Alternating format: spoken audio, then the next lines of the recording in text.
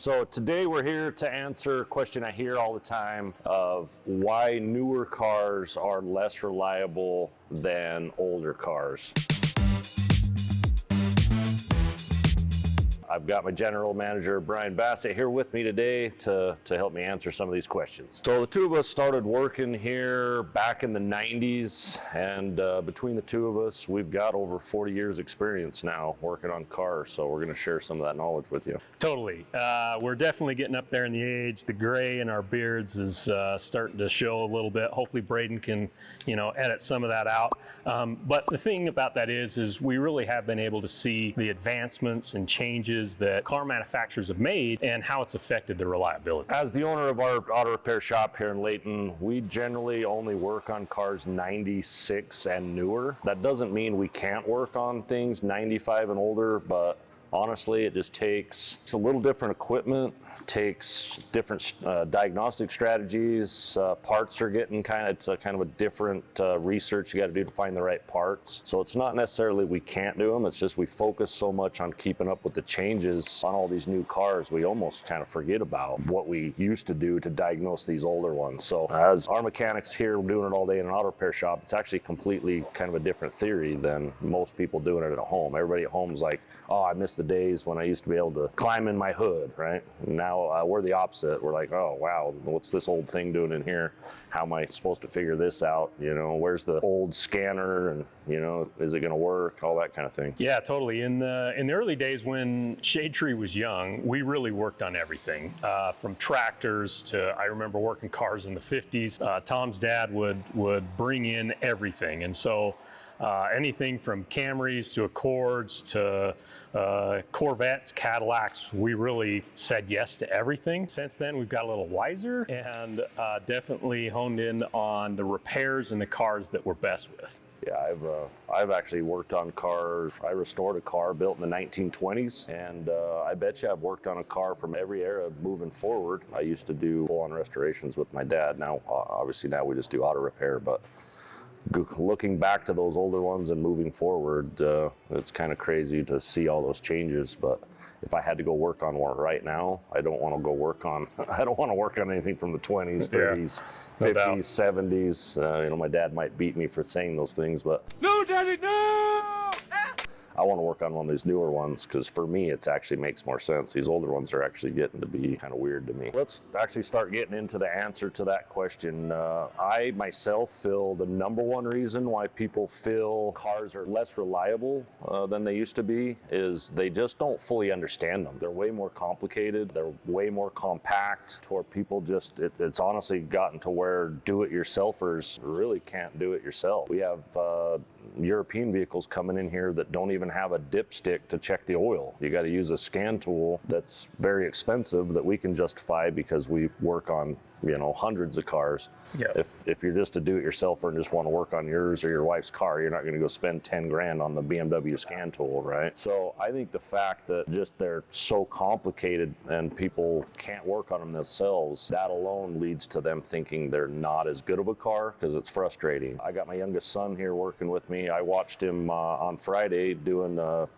brake job on a BMW, and he had to use the scan tool to deactivate the parking brake, and then he had to use the scan tool to actually run through a bleed process. And to him, he don't know no difference. It was simple as can be. But if you were at home in your garage, trying to help your neighbor or yourself knock out a brake job real quick, that us old guys would be like, I do this all the time, right? It would be frustrating because you literally can't do it. You can't do it right. You're gonna start taking the brake caliper off and you can't even press it back. So then it's gonna come in here on a tow truck and you're gonna have to, do the call of shame saying, hey, I tried to do my brakes and now I can't drive my car in. I'd love to hear in the comments what your top frustrations are working on your car, especially for those of you that are do-it-yourselfers, which I know a lot of you are. So hit us up in the comments, let us know what kind of frustrations you've got, and as time allows, I'll reply back to those and see if we can give you a little bit of help there. The equipment that it takes to work on cars today is just insane. Gone are the good old days where you can even just get a basic windshield replacement. Now, to get the windshield replaced, many of the cars for the cruise control, a lot of the safety features, many of the functions to work properly on the car, you've actually got to use computers and advanced equipment to go through and reset all the parameters even after a windshield is replaced. Another big reason why I feel people think the newer vehicles are less reliable is they just have a ton more parts. They're way, way, way more complicated. There's multiple computers, there's wiring harnesses everywhere, there's cameras out mounted low in a plastic bumper. There's just a lot of parts on these vehicles that make them a better vehicle to drive and safer and stuff like that, but there's a heck of a lot more parts, and the more parts you have, the more opportunity you have to break it. Just the sheer immense amount of parts on it, there's going to be something that goes wrong. So now that there's parts everywhere, we're definitely not running out of things to do here in our shop. For sure. And then the other part too, one could argue, even let's just say, even if parts are still built as good as they used to be, there's still going to be more parts. So there's still going to be more problems. And we won't get into that right now, but obviously we all know that parts are not built as good as they once were. They're mass produced, and there's a lot of electronics, and they're coming in from other countries and stuff, but that's an argument for another time. Once again, you can share your opinions in the comments. I'm sure there's some spicy ones there on that. But yeah, your good old Chevy truck from the 80s. Our 3/4 ton Chevy Cheyenne Didn't even have a check engine light. Your new Chevy you got out there in the parking lot, there's over 100 reasons why that check engine light can come on. Totally. You can leave the thing running in the winter, trying to keep your lady warm in the front seat while you fill it up with gas. Check engine light comes on. Heck yeah. You know? So it's crazy. Whereas the good old Chevy pickup, you just leave that baby running just fine. I have found that cars that are really reliable have used this first principle, and that is that they use parts that they use on all types of different models. Parts that have been used for 10 plus years. They've been tried, they've been tested. The car manufacturers, Toyota's really common to use this. They'll do it a lot where they'll use the same switches, they'll use the same power window motors, all these different things. And the reason why they do that is they build a part that is designed and tested, over the years. So rather than like newer cars today, they're constantly redesigning stuff to meet the demands of what people want. Every couple of years, they're going through and completely redesigning the part. Tacoma's first ever electrified powertrain. Way! And then that becomes not very reliable because they haven't really tested it. Unlike the cars in the 90s, for example. If you get in a car from the 90s, you'll commonly see like on Toyotas, you get in the power window switch is the same power window switch on all types of different models, and they did it for years and years and years. They do this because they know that that part is really reliable. So things like fuel pumps, alternators, starters, all the parts that put a car together have been tried and tested. And really, I think that that's one reason why cars in the 90s were actually more reliable than cars today, is because they were using that principle. That makes sense. Yeah, I didn't really, now that you say that, I do remember hopping in those old school vehicles, and there was lots of similarities. Now when we're looking at parts and stuff, it's all new every time. Well, that makes a lot of sense. The second thing that cars from the 90s that they really focused on was making things super basic. It was very common that you would get into a car from the 90s and it would still even have manual windows, manual locks. They didn't have keyless entry. They didn't have things like remote starts, very common in the 90s. So they made cars super, super basic in comparison to what we're having today. They even did things like manual transmissions. It was really common to get in a car in the 90s. Many of them had manual transmissions. This made them super simple and reliable with a lot less parts to actually break, a lot less wiring, all that stuff. But we as consumers have really changed that. Heck, I mean, a lot of us nowadays can't even drive a manual transmission. So you can actually add this one to the dumb criminals file. All 4 suspects didn't know how to drive a standard. And realistically, manual transmissions are more reliable than an automatic transmission. If treated properly, and you know how to use it, manual transmissions will last a very, very long time. in comparison to an automatic transmission, which has a little bit higher failure rate. So if you make a car very basic, manual seats, doesn't have automatic climate control, doesn't have heated seats, there's just far less things to actually go wrong, making it a lot more reliable than the cars that we have today.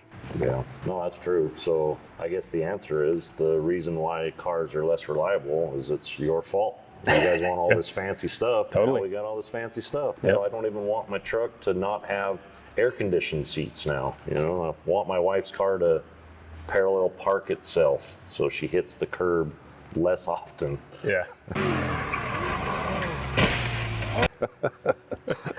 we want our trucks to tow 15,000 pounds,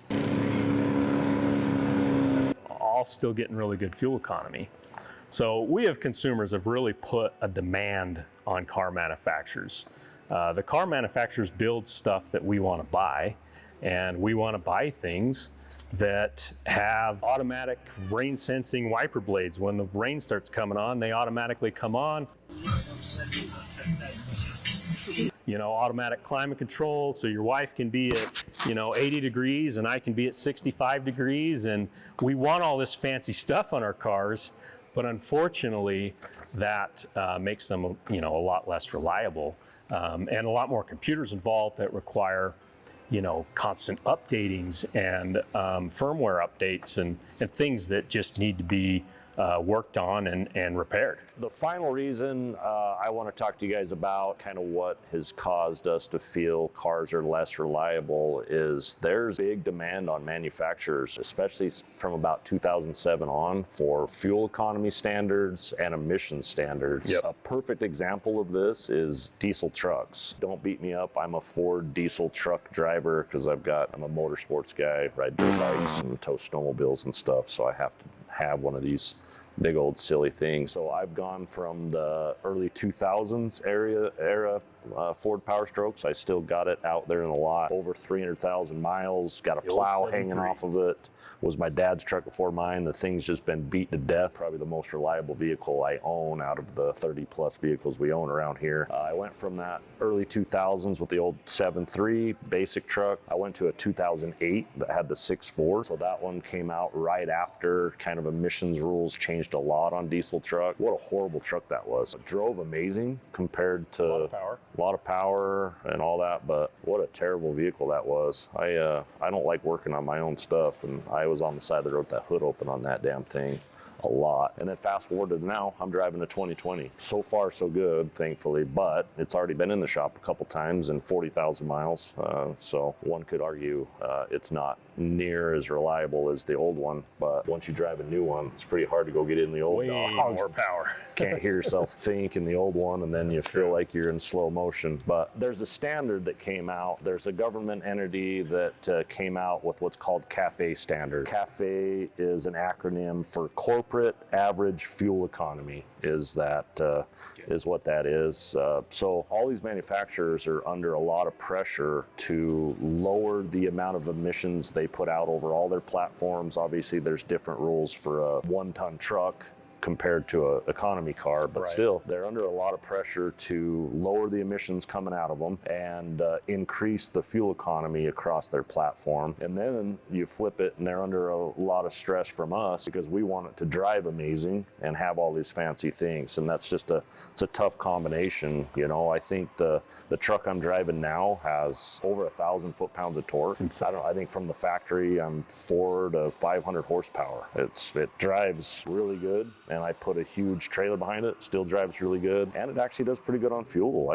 I'm probably getting 15, 16 miles per gallon out of that thing. It's amazing. But getting back to the emissions standards and the fuel usage standards, the CAFE, just going back to that, let's go back to that 08. That 08, they came out and they wanted to get rid of, all the black soot that we put out. You know what I mean? Yeah, I'm sure everybody's been driving through an intersection where somebody got a little crazy in their old modified diesel and puts out a big old black cloud.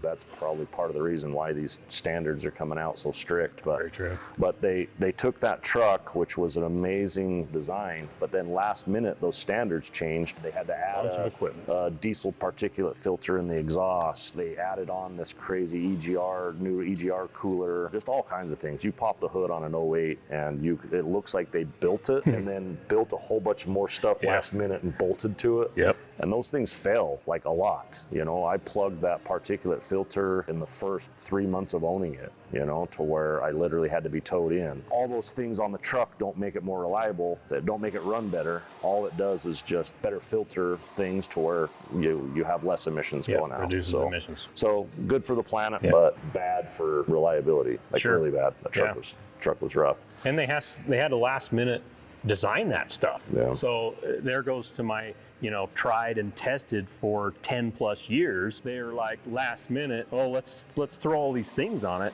and it was proven to be unreliable. Yeah, it's crazy. That truck didn't do good on fuel either, which is kind of weird. So they nailed it on the emissions output, but was terrible. I think I got 0 miles per gallon out of that truck. Wow.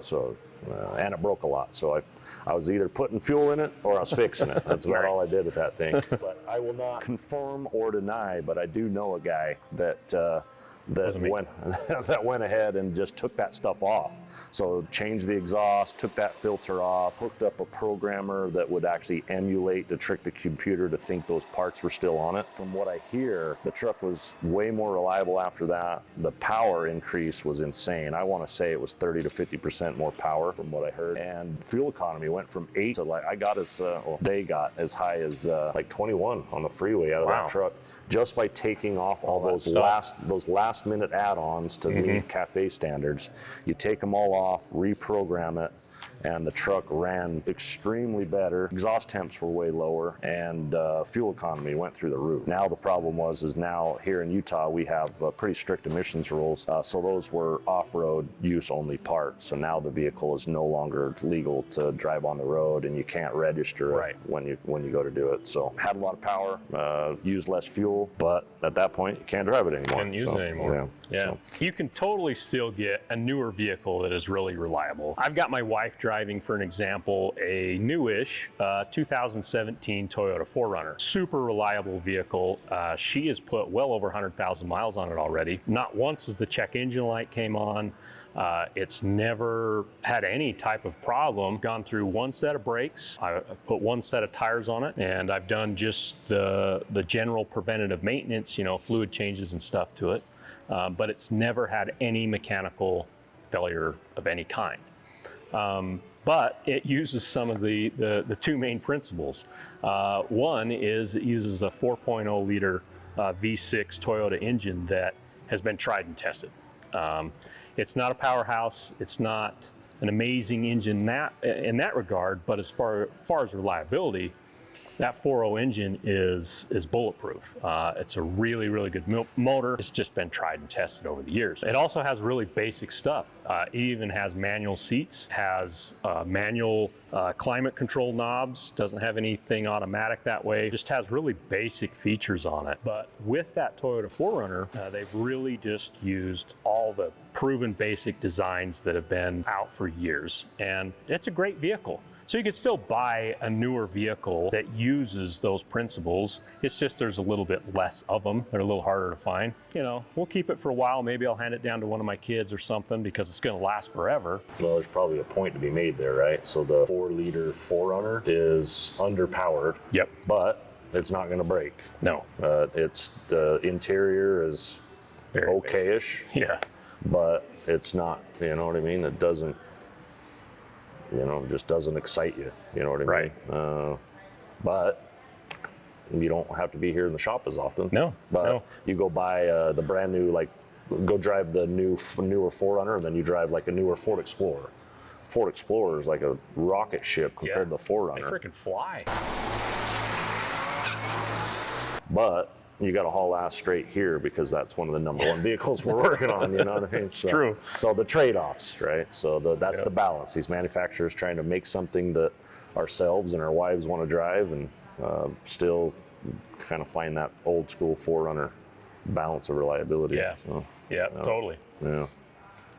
So to sum it all up, cars are definitely not as reliable as they once were. The good old Hondas and Toyotas back in the 90s, I mean, everybody knows that era, right? Well, everybody our age group knows that era. But they're way more complicated.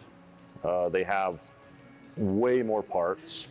And then we have CAFE standards that are putting immense pressure on these manufacturers to redesign things that they normally wouldn't have redesigned. That being said, there's still amazing cars being built. You know, actually, I think cars being made now, I would argue that they're better cars. I would have bet you $1 million back in the day I would never own a Hyundai or a Kia. Like 90s, even early 2000s, Hyundai, Kia, no way, you know. But now I own 2 Optimas here that we loan out to our customers that have honestly been pretty good vehicles. They drive amazing. And I've got my daughter driving a newer Elantra that has actually been a pretty dang good car. You know, obviously they have some issues and stuff, but Much better than they used to be, though. yeah. Yeah. You know, throughout our career, there was many eras where you would be like, yeah, never buy Don't one buy of that. these. Yeah. Or never buy that. Now people ask us, hey, what can I buy? It's like, well, go buy what you want. Yeah. And then take care of it. Come see us when you break it. It's inevitable. Yep. You know? But overall, they're actually making good vehicles. The problem is they're way more complicated. So now when your car does have a problem, the odds of you having your dad or your neighbor or your buddy be able to come, you know, have a few beers with you in the garage and figure it out, those days are just kind of long gone. You know, they're just way more complicated. Takes very specialized equipment, and honestly, the manufacturers are kind of trying to. Auto manufacturers make it kind of hard for guys like us to actually have the information to diagnose them, maintain them. You know, they spend all that research and development to come out with these cars. They want to own as many of those rights as possible. They don't want the Napas and the O'Reillys of the world to be building parts for them. They don't want the Shadetrees of the world to be diagnosing them and repair them. They want them as much as possible to go back to their stores, which I can understand, but combination of how complicated they are, how stingy they're getting on the information. They're designing things, like I mentioned earlier, you can't even check your own oil on a lot of cars now. That's complicated. That freaks people out. Thanks for joining me, Mr. Yeah. Brian. Heck yeah, man. Good time. Thanks for watching our video. Hit us up in the comments. You guys have been amazing at sending us multiple comments. Yes. Get us a thumbs up. Subscribe to our channel. This is all helpful. We've been doing this a long time. We love it. We got a lot of knowledge built up in these brains that some might call useless, but we know cars. So keep watching, share us some comments, and subscribe to our channel. Appreciate you.